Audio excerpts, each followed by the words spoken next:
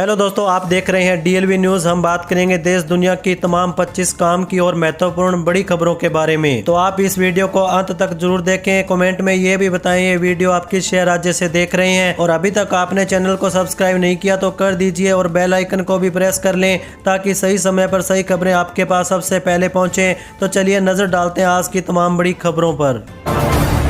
देखिए, पहली सबसे बड़ी खबर, योगी सरकार ने पारिवारिक संपत्ति के बंटवारे पर स्टाम्प ड्यूटी में बड़ी छूट दी है। अब आवासीय, कृषि के साथ साथ व्यावसायिक और औद्योगिक संपत्तियों के दान विलेख पर भी केवल 5,000 रुपये स्टाम्प शुल्क और 1% निबंधन शुल्क देना होगा। यह निर्णय प्रदेशवासियों को राहत देगा, कानूनी हस्तांतरण बढ़ाएगा और विवाद भी कम होगा। जल्द ही अधिसूचना जारी होने पर यह लागू किया जाएगा। वहीं अगली बड़ी खबर देखिए, अमेरिकी राष्ट्रपति डोनाल्ड ट्रंप ने दावा किया कि प्रधानमंत्री नरेंद्र मोदी उनसे उतने खुश नहीं है। ट्रंप के अनुसार भारत को रूसी तेल की खरीद रोकने के कारण भारी टैरिफ चुकाना पड़ा। उन्होंने मोदी से अपने अच्छे संबंधों का जिक्र किया, लेकिन यह भी कहा कि भारत ने अब रूसी तेल व्यापार काफी हद तक कम कर दिया है। ट्रंप ने भारत पर अमेरिकी टैरिफ का भी उल्लेख किया। वहीं दोस्तों देखिए, महाराष्ट्र के अंबरनाथ नगर परिषद में भाजपा और कांग्रेस ने एकनाथ शिंदे की शिवसेना के खिलाफ गठबंधन कर लिया है। शिवसेना सबसे बड़ी पार्टी बनी, लेकिन बहुमत से चूक गई। भाजपा ने शिवसेना से बात न बनने पर कांग्रेस का हाथ थामा, जिससे भाजपा पार्षद नगर अध्यक्ष चुने गए। शिंदे गुट ने इसे अभद्र युति बताया। देखिए, अगली सबसे बड़ी खबर, भाजपा और शिवसेना ने मोहन भागवत के लव जिहाद संबंधी बयानों पर असदुद्दीन ओवैसी की टिप्पणियों की कड़ी निंदा की। भाजपा ने कहा कि ओवैसी के पास संघ प्रमुख को चुनौती देने का नैतिक अधिकार नहीं है, जबकि शिवसेना ने भागवत के विचारों का समर्थन किया। वरिष्ठ वकील अश्वनी उपाध्याय ने लव जिहाद को राष्ट्रीय समस्या बताते हुए दावा किया कि हर साल लाखों लड़कियां इसका शिकार होती है, जिससे भारत की जनसंख्या प्रभावित हो रही है। चलिए आगे बढ़ते हैं अपन खबरों में। देखिए, भाजपा ने कांग्रेस शासित कर्नाटक सरकार के अवैध प्रवासियों को आवास देने के फैसले का कड़ा विरोध किया। बेंगलुरु में हुए प्रदर्शन में बीवीआई विजेंद्र और आर अशोक जैसे वरिष्ठ भाजपा नेता शामिल हुए। भाजपा ने चेतावनी दी है कि यदि आवश्यक हुआ तो वे अदालत का दरवाजा भी खटखटाएंगे, क्योंकि राज्य की भूमि केवल कर्नाटक के लोगों के लिए है। उन्होंने मुख्यमंत्री सिद्धारमैया पर राजनीतिक लाभ के लिए भूमि का उपयोग करने का भी आरोप लगाया। वहीं दोस्तों देखिए, अखिलेश यादव ने भाजपा पर लोकतंत्र और संविधान विरोधी होने का आरोप लगाया। कहा कि एसआईआर के जरिए सरकार चोरी छिपे एनआरसी लागू करने का काम कर रही है और सत्ता का खुला दुरुपयोग कर रही है। चलिए इसी के साथ आगे बढ़ते हैं अपन खबरों में। देखिए, मुख्यमंत्री योगी आदित्यनाथ के नेतृत्व में उत्तर प्रदेश रोजगार प्रदेश के रूप में पहचान बना। कौशल विकास मिशन के तहत योगी सरकार ने 2026 की शुरुआत में 5 जनपदों में मंडल स्तरीय रोजगार मेलों के माध्यम से 1 लाख युवाओं को निजी क्षेत्र में रोजगार देने का लक्ष्य रखा।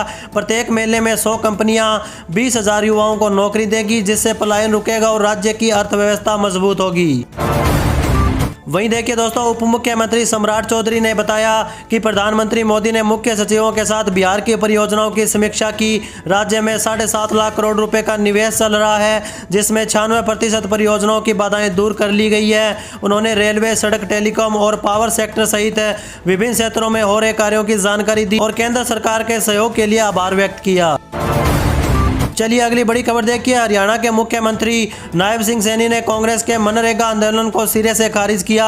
उन्होंने कांग्रेस पर अपने कार्यकाल में मनरेगा में भ्रष्टाचार का आरोप लगाया। सैनी ने मोदी सरकार की वीबीजी रामजी योजना की सराहना की, जो मनरेगा की कमियों को दूर कर पारदर्शिता लाएगी और रोजगार के दिन 100 से बढ़ाकर 125 कर दिए गए हैं। वहीं देखिए दोस्तों, मायावती को बिहार में बड़ा झटका लगा। जिला अध्यक्ष सहित 2 दर्जन नेताओं ने इस्तीफा दे दिया। बक्सर में बहुजन समाज पार्टी के जिला अध्यक्ष सुभाष गौतम सहित करीब 2 दर्जन पदाधिकारियों ने पार्टी से इस्तीफा दिया। उन्होंने राष्ट्रीय संयोजक रामजी गौतम पर पार्टी को कमजोर करने, तानाशाही रवैया अपनाने और जाति पिछड़ा वर्ग के कार्यकर्ताओं के साथ दुर्व्यवहार का आरोप लगाया। यह इस्तीफा अनिल कुमार के पहले के इस्तीफे और अभिमन्यु कुशवाहा के निष्कासन के बाद आया, जो बक्सर में बसपा के भीतर गहरे अंतर्विरोध को दर्शाता है। वहीं अगली बड़ी खबर देखिए, वृंदावन में इंस्टाग्राम पर दोस्ती के बाद एक युवक ने महिला को गेस्ट हाउस बुलाया और नशीले पदार्थ पिलाकर साथियों के साथ सामूहिक दुष्कर्म किया। पीड़िता की शिकायत पर पुलिस ने मामला दर्ज कर मुख्य आरोपी दीपक सैनी को गिरफ्तार कर लिया है। अन्य आरोपी जो कि है वो फरार हो चुके हैं, उनकी तलाश जारी है। यह घटना पिछले साल नवंबर में हुई थी, जब महिला को परिक्रमा मार्ग स्थित गेस्ट हाउस में बुलाया गया था। वहीं देखिए दोस्तों, बांग्लादेश में एक और हिंदू का कत्लेआम हुआ। बांग्लादेश में हिंदुओं पर अत्याचार लगातार जारी है, जहां पिछले 18 दिनों में 6 हिंदुओं की नृशंस हत्या कर दी गई। इनमें दिब्बू चंद्र दास, अमृत मंडल, बजेंद्र विश्वास, खोकन दास, राणा प्रताप बैरागी और शरत चक्रवर्ती मणि शामिल है। सोशल मीडिया पर भयावह वीडियो सामने आ रहे हैं, लेकिन यूनूस सरकार की निष्क्रियता पर सवाल उठ रहे हैं। चलिए आगे बढ़ते हैं अपन खबरों में। देखिए, रेल डिवीजन के स्टेशनों पर अब हेल्थ एटीएम लगाए जाएंगे, जहां यात्री मामूली शुल्क पर 16 तरह की मेडिकल जांच करा सकते हैं। रिपोर्ट मोबाइल पर आपको तुरंत मिलेगी। इसके अलावा hair cutting salon, mobile accessories counter और मसाज सेंटर भी खुलेंगे। उत्तर भारत में कोहरा कम होने से विक्रमशिला एक्सप्रेस सहित कई ट्रेनों का परिचालन सुधरा। साथ ही रेल यात्रा को झटका रहित बनाने के लिए पटरियों को भी अपग्रेड किया जाएगा। वहीं देखिए, मुख्यमंत्री नायब सिंह सैनी ने गुरुग्राम में हरियाणा विजन 2047 के तहत परी बजट कंसल्टेशन सत्र की शुरुआत की। इस सत्र में राज्य के दीर्घकालिक विकास और आगामी बजट की प्राथमिकताओं पर मंथन किया जाएगा। उद्योग, स्वास्थ्य, शिक्षा, IT सहित विभिन्न क्षेत्रों प्रतिनिधियों ने सुझाव दिए। मुख्यमंत्री ने कहा कि इसका उद्देश्य हरियाणा को आर्थिक, औद्योगिक और सामाजिक रूप से मजबूत बनाना है। वहीं अगली बड़ी खबर देखिए, उत्तर प्रदेश ने केंद्र सरकार के डीरेगुलेशन 1.0 कार्यक्रम में देश भर में प्रथम स्थान प्राप्त किया। राज्य ने सभी 23 प्राथमिक सुधारों को 100% लागू कर अपनी व्यापारिक नीतियों को निवेश अनुकूल और पारदर्शी बनाया। भूमि निर्माण, श्रम, यूटिलिटीज और अनुमतियों जैसे प्रमुख क्षेत्रों में सुधारों के कारण यूपी यह उपलब्धि हासिल करने वाला देश का पहला राज्य बन चुका है। यह सफलता $1 ट्रिलियन अर्थव्यवस्था के लक्ष्य को मजबूत करेगी। चलिए अगली खबर देखिए, दिल्ली विधानसभा के शीतकालीन सत्र में भाजपा विधायकों ने जोरदार हंगामा किया। उन्होंने अरविंद केजरीवाल पर शिक्षकों से कुत्तों की गिनती कराने का झूठा आरोप लगाने का आरोप लगाया। भाजपा ने केजरीवाल से सार्वजनिक माफी की मांग की, जिसके बाद सदन की कार्रवाई स्थगित करनी पड़ी। विधायकों ने विधानसभा परिषद में धरना दिया और कहा कि माफी न मिलने तक उनका विरोध जारी रहेगा। वहीं अगली बड़ी खबर देखिए, मुख्यमंत्री योगी आदित्यनाथ के नेतृत्व में उत्तर प्रदेश पर्यटन अब सुशासन और महिला सुरक्षा से जुड़ रहा है। 7 जनवरी से लखनऊ में लखनऊ दर्शन इलेक्ट्रिक डबल डेकर बस सेवा शुरू होगी। यह सेवा 1090 चौराहे से शुरू होकर शहर की विरासत, कानून व्यवस्था और महिला सुरक्षा की झलक दिखाएंगी। इसी के साथ देखिए, बिजली विभाग की एक मुफ्त समाधान योजना OTS का दूसरा चरण शुरू हो चुका है, जिसमें उपभोक्ताओं को मूल बकाया पर 20% की छूट मिलेगी। मध्यांचल विद्युत वितरण निगम ने पहले चरण में 917 करोड़ रुपए से अधिक का राजस्व वसूला था। यह योजना 2 किलोवाट तक के घरेलू और 1 किलोवाट तक के वाणिज्यिक उपभोक्ताओं के लिए होगी। फरवरी में छूट घटकर 15% हो सकती है। वहीं अगली बड़ी खबर देखिए, उत्तर प्रदेश में वाहनों की मैनुअल फिटनेस जांच बंद होगी। अब 23 लाख से अधिक व्यावसायिक वाहनों का फिटनेस केवल निजी ऑटोमेटेड फिटनेस सेंटर पर होगा। 75 जिलों के लिए 13 निजी ATS आवंटित किए गए हैं। लखनऊ के ATS पर रायबरेली, उन्नाव, बाराबंकी, हरदोई व सीतापुर के वाहन भी जांचे जाएंगे, जिससे चालकों को लंबी दूरी तय करनी होगी। वहीं दोस्तों देखिए, सुप्रीम कोर्ट ने CGL पेपर लीक मामले में झारखंड हाईकोर्ट के आदेश को बरकरार रखा। कोर्ट ने हाईकोर्ट के उस फैसले में हस्तक्षेप करने से मना कर दिया, जिसमें जांच जारी रखने के साथ सफल अभ्यर्थियों को नियुक्ति देने का आदेश दिया गया था। हाईकोर्ट ने CBI जांच की मांग खारिज कर दी थी और SIT को 6 माह में जांच पूरी करने का निर्देश दिया था। इससे परीक्षा रद्द नहीं होगी। चलिए आगे बढ़ते हैं अपन खबरों में। देखिए, उत्तर प्रदेश की सभी डिजिटल ग्राम पंचायतों में 30 जनवरी तक अत्याधुनिक डिजिटल लाइब्रेरी शुरू होंगी। इससे ग्रामीण युवाओं को सिविल सेवा सहित अन्य प्रतियोगी परीक्षाओं की तैयारी के लिए शहरों की ओर पलायन नहीं करना पड़ेगा। पंचायती राज विभाग द्वारा स्थापित इन लाइब्रेरी में इंटरनेट, कंप्यूटर, ई-बुक्स और डिजिटल सामग्री जैसी सुविधाएं मिलेंगी, जिससे वे गाँव में रहकर ही उच्च स्तरीय शिक्षा प्राप्त कर सकते हैं। वहीं देखिए दोस्तों, शशि थरूर ने स्पष्ट किया है कि वह कभी भी पार्टी लाइन से अलग नहीं हुए। केरल में लक्ष्य 2026 शिविर के बाद उन्होंने कहा कि उनके बयानों को अक्सर गलत समझा जाता है, जबकि वे पार्टी के रुख के अनुरूप होते हैं। थरूर ने आडवाणी का बचाव और PM मोदी पर टिप्पणी को लेकर भी सफाई दी, जोर देकर कहा कि मीडिया केवल सुर्खियों पर ध्यान देती है। चलिए अगली बड़ी खबर देखिए, गोवा में आम आदमी पार्टी को बड़ा झटका लगा। पूर्व प्रदेश अध्यक्ष सम्मित पालकर, कार्यकारी प्रमुख श्री कृष्ण परब और 3 अन्य वरिष्ठ नेताओं ने पार्टी की प्राथमिक सदस्यता से इस्तीफा दे दिया। जिला पंचायत चुनाव में खराब प्रदर्शन के बाद पालकर को अध्यक्ष पद से हटाया गया था। 2022 के विधानसभा चुनाव में आम आदमी पार्टी ने केवल 2 सीटें जीती थी। वहीं दोस्तों देखिए, क्या अभी तक आपने फार्मर आईडी नहीं बनवाया? अगर नहीं तो फरवरी में आने वाले पीएम किसान सम्मान निधि की 22वीं किस्त के रूप में मिलने वाले 2000 रुपये तो अटकेंगे ही, साथ ही में बिहार में जल्द ही शुरू होने जा रही कर्पूरी ठाकुर किसान सम्मान निधि योजना के तहत 1000 रुपये से भी आप हाथ धो सकते हैं। बिहार सरकार ने किसानों की मुश्किल आसान करते हुए विशेष कैंप लगाने की घोषणा की है ताकि सभी किसान अपनी फार्मर आईडी बनवा सकें। बिहार सरकार 6 से 9 जनवरी तक फार्मर आईडी बनवाने के लिए विशेष कैंप का आयोजन कर रही है। वहीं देखिए दोस्तों, सबसे बड़ी खबर उत्तरकाशी के मोरी तहसील के गुराड़ी गांव में बुधवार सुबह भीषण अग्निकांड हुआ, जिसमें 3 आवासीय भवन जलकर राख हो गया। इस घटना में 14 मवेशियों की जिंदा जलने से मौत हो गई और 3 परिवार इससे काफी ज्यादा प्रभावित हुए। शॉर्ट सर्किट को आग का कारण बताया जा रहा है। राजस्व विभाग ने प्रभावित परिवारों को कंबल, तिरपाल और 5000 रुपये की नगद सहायता प्रदान की। वहीं अगली खबर देखिए, उड़ीसा में जारी शीतलहर से जनजीवन काफी प्रभावित हुआ। झारसुगुड़ा में न्यूनतम तापमान 5.1 डिग्री सेल्सियस दर्ज किया गया, जो कि पिछले 73 वर्षों का सबसे कम तापमान है। क्षेत्रीय मौसम विज्ञान केंद्र के अनुसार यह रिकॉर्ड 1953 के बाद बना। राज्य के अन्य शहरों में भी पारा लगभग गिर चुका है। मौसम विभाग ने अगले 3 दिनों में तापमान में और गिरावट और घने कोहरे की आशंका जताई। चलिए अगली खबर देखिए, राष्ट्रपति द्रौपदी मुर्मू 16 जनवरी को जालंधर के डॉक्टर BR अम्बेडकर राष्ट्रीय प्रौद्योगिकी संस्थान इनोवेशन समारोह में मुख्य अतिथि होंगी। वह विभिन्न पाठ्यक्रमों के छात्रों को डिग्रियां और 31 मेधावी विद्यार्थियों को गोल्ड मेडल प्रदान करेंगी। यह NIT जालंधर में 15 साल बाद किसी राष्ट्रपति का आगमन है, जो छात्रों और संस्थान के लिए प्रेरणादायक होगा और ऐतिहासिक क्षण भी है। सुरक्षा व्यवस्थाएं अंतिम चरण में लागू की गई है।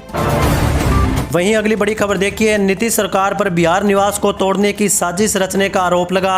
RJD का कहना है कि 1994 में लालू प्रसाद द्वारा निर्मित यह भवन मजबूत है और हाल ही में इसका सौंदर्यीकरण हुआ। आरोप लगाया गया कि लालू प्रसाद के नाम का शिलालेख हटाने और राजनीतिक ईर्ष्या के कारण इसे ध्वस्त किया जा रहा है। इससे 500 करोड़ से अधिक का नुकसान होगा। वहीं अगली बड़ी खबर देखिए, कांग्रेस नेता शशि थरूर ने वेनेजुएला के राष्ट्रपति निकोलस मादुरो पर अमेरिकी कार्रवाई को जंगल कानून बताया। उन्होंने कहा कि अंतर्राष्ट्रीय कानून और संयुक्त राष्ट्र चार्टर का उल्लंघन हो रहा है। अमेरिका ने मादुरो को गिरफ्तार कर न्यूयॉर्क ले जाकर उन पर ड्रग्स और हथियारों का आरोप लगाया। विपक्षी नेता मारिया कोरिना माचोडा ने देश की आज़ादी का भी आह्वान किया।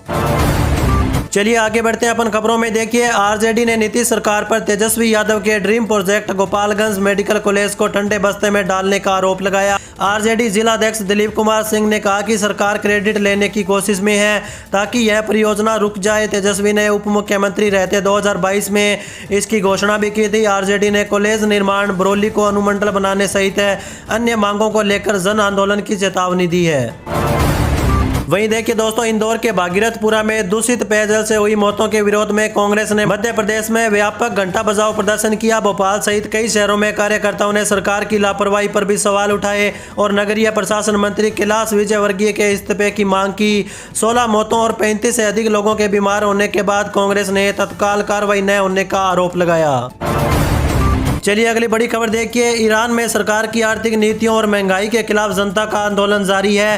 अब तक 16 लोग इसमें मारे जा चुके हैं और 582 गिरफ्तार हुए। सर्वोच्च नेता खमेनी ने प्रदर्शनकारियों को दंगाई बताया, जबकि अमेरिकी राष्ट्रपति ट्रंप ने बल का प्रयोग की निंदा की। ईरान ने किसी भी विदेशी हस्तक्षेप का कड़ा जवाब देने की चेतावनी दी है। प्रतिबंधों के कारण अर्थव्यवस्था बिगड़ने से लोग सड़कों पर उतर चुके हैं। वहीं दोस्तों देखिए, दिल्ली सरकार ने राशन कार्ड धारकों के लिए बड़ी राहत दी। अब उन्हें विधानसभा स्तरीय खाद्य आपूर्ति कार्यालयों के चक्कर नहीं लगाने पड़ेंगे। सभी कार्य और समस्याओं का समाधान जिला कार्यालयों में होगा। राजस्व विभाग के पुनर्गठन के बाद खाद्य और आपूर्ति विभाग के 70 सर्किलों को भी पुनर्गठित किया जाएगा। यह कदम ई-डिस्ट्रिक्ट पोर्टल और हेल्पलाइन 1076 के माध्यम से सेवाओं को सुलभ बनाने के साथ साथ दलालों से मुक्ति और करोड़ों रुपए के राजस्व की बचत करेगा। चलिए आगे बढ़ते हैं अपन खबरों में। देखिए, भाजपा के सबसे युवा नेता नितिन नवीन अगले 1 महीने में RSS से जुड़े 36 संगठनों के राष्ट्रीय अध्यक्षों और पदाधिकारियों से मुलाकात करेंगे। इन बैठकों का उद्देश्य संघ और भाजपा के बीच बेहतर समन्वय स्थापित करना होगा, खासकर उन 21 राज्यों में जहां भाजपा RJD सरकारें हैं। यह पहल प्रधानमंत्री मोदी और अमित शाह द्वारा संघ भाजपा संबंधों को सहज बनाने के प्रयासों का हिस्सा होगा, ताकि जमीनी स्तर पर करने वाले संगठनों के अनुभवों का लाभ लिया जा सके। वहीं अगली खबर देखिए, रीवा जिले के सिरमौर थाना क्षेत्र में 82 वर्षीय आदिवासी बुजुर्ग महिला के साथ दुष्कर्म का मामला सामने आया। पड़ोसी सुग्गा साकेत पर घर में घुसकर वारदात को अंजाम देने का आरोप है। घटना 10 दिसंबर की है, लेकिन स्थानीय पुलिस ने शिकायत दर्ज नहीं की। पीड़िता के महिला थाने पहुंचने पर मामला दर्ज किया गया और आरोपी की तलाश जारी है। चलिए आगे बढ़ते हैं अपन खबरों में। देखिए, रामगढ़ नगर परिषद चुनाव को लेकर समीकरण बदल चुके हैं। 32 में से 15 वार्ड महिलाओं के लिए आरक्षित होने से निर्वर्तमान पार्षदों और संभावित उम्मीदवारों के अरमानों पर पानी फिर चुका है। कई अपनी पत्नियों को चुनाव लड़ाने की तैयारी में है, जबकि कुछ ने दावेदारी छोड़ दी है। जिला निर्वाचन विभाग ने चुनाव की तैयारियां भी तेज कर दी है। वहीं दोस्तों देखिए, जम्मू कश्मीर में आरक्षण नीति का मुद्दा बजट सत्र में गरमाने वाला है। मुख्यमंत्री उमर अब्दुल्ला को अपने वादे पूरे न करने पर विरोधी और करीबियों दोनों की आलोचना झेलनी पड़ेगी। आर्थिक रूप से पिछड़े और आरबीआई वर्गों के कोटे में कटौती की आशंका से विवाद बढ़ चुका है। वहीं अगली बड़ी खबर देखिए, उप मुख्यमंत्री विजय सिन्हा ने भागलपुर में अतिक्रमणकारियों को सख्त चेतावनी दी। उन्होंने कहा कि पहले डोज दिया जाएगा, फिर भी बात न बनी तो डोजर और बुलडोजर चलेगा। सरकारी जमीन पर कब्जा करने वालों को बख्शा नहीं जाएगा, जबकि गरीबों की झोंपड़ी नहीं उजाड़ी जाएगी। फर्जी कागजात से भूमि विवाद फैलने वालों पर केस दर्ज भी होगा। चलिए आगे बढ़ते हैं अपन खबरों में। देखिए, हिमाचल प्रदेश में पंचायती राज और शहरी निकायों के चुनाव 31 जनवरी तक होने थे, लेकिन अब अप्रैल मई में होने की संभावना है। इस देरी से पंचायतों को मिलने वाली केंद्रीय ग्रांट पर संकट गहरा हो सकता है, जिससे वित्तीय संकट और विकास कार्य प्रभावित होंगे। अधिनियम के तहत प्रशासक नियुक्त करने पड़ सकते हैं, जिससे ग्रांट मिलना कठिन हो जाएगा। ग्रामीण विकास सचिव ने केंद्र से बात करने की भी बात कही। वहीं दोस्तों देखिए, केंद्र सरकार ने प्रधानमंत्री आवास योजना 2026 के लिए नया सर्वे और आवेदन प्रक्रिया शुरू कर दी है। इसका उद्देश्य कच्चे और असुरक्षित घरों में रह रहे ग्रामीण परिवारों को पक्का मकान उपलब्ध कराना होगा। जनवरी 2025 से शुरू हुए इस सर्वे के बाद पात्र लाभार्थियों को 1,20,000 तक की सहायता राशि सीधे बैंक खाते में मिलेगी। विधवाओं, दिव्यांगों और SC/ST परिवारों को प्राथमिकता दी जाएगी, जिससे हर जरूरतमंद को सुरक्षित घर मिल सके। चलिए अगली बड़ी खबर देखिए, अमेरिकी राष्ट्रपति डोनाल्ड ट्रंप ने चेतावनी दी है कि यदि भारत रूसी तेल मामले पर सहयोग नहीं करता तो अमेरिका भारतीय आयात पर टैरिफ बढ़ा सकता है। उन्होंने इसे दोनों देशों के बीच व्यापार वार्ता से जोड़ा। ट्रंप के पिछले दावे के बाद यह बयान सामने आया कि पीएम मोदी ने रूसी तेल खरीद रोकने का आश्वासन भी दिया था। भारत अब अमेरिकी अनुरोध पर साझा करने के लिए रूसी और अमेरिकी तेल खरीद का साप्ताहिक डेटा इकट्ठा कर रहा है। वहीं देखिए, मोहन भागवत ने वृंदावन में समय सेवकों को सक्रिय भव्य का संदेश दिया। उन्होंने लव जिहाद पर चिंता व्यक्त करते हुए हिंदुओं से घर घर जाकर एकता का महत्व समझाने का भी आह्वान किया। भागवत 7 दिवसीय दौरे पर हैं, जहां वे अखिल भारतीय कार्यकारिणी की बैठक की अध्यक्षता करेंगे। इसमें संघ के शताब्दी वर्ष समारोह की रूपरेखा और सामाजिक सद्भाव जैसे महत्वपूर्ण विषयों पर भी चर्चा होगी। वहीं अगली बड़ी खबर देखिए, दिल्ली प्रशासन SIR से पहले मतदाता सूची को शुद्ध करने के लिए अभियान चला रहे हैं। बूथ लेवल अधिकारी घर घर जाकर सत्यापन करेंगे। 20 साल बाद सूची अपडेट हो रही है, जिसमें मतदाताओं के नाम हटाए जा रहे हैं और पात्र नागरिकों को जोड़ा जा रहा है। इसका उद्देश्य उत्तर प्रदेश जैसे राजनीतिक विवाद से बचना और लोकतांत्रिक प्रक्रिया में पारदर्शी लाना होगा। चलिए आगे बढ़ते हैं अपन खबरों में। देखिए, गांधीनगर में दूषित पानी से फैले टाइफाइड के 100 से अधिक मामलों के बाद केंद्रीय गृह मंत्री अमित शाह ने प्रशासन को युद्ध स्तर पर काम करने का निर्देश दिया। उन्होंने पाइपलाइन की तत्काल मरम्मत और प्रभावित बच्चों व नागरिकों को त्वरित उपचार का आदेश दिया। गुजरात सरकार के अनुसार 113 मामले सामने आ चुके हैं, जिनमें से 94 का इलाज जारी है। स्वास्थ्य टीमें सर्वेक्षण और जागरूकता का अभियान चला रहे हैं। वहीं देखिए, अखिलेश यादव ने भाजपा सरकार पर अभ्युदय योजना में फर्जीवाड़े, युवाओं के भविष्य से खिलवाड़ और खेती किसानों को बर्बाद करने का आरोप लगाया।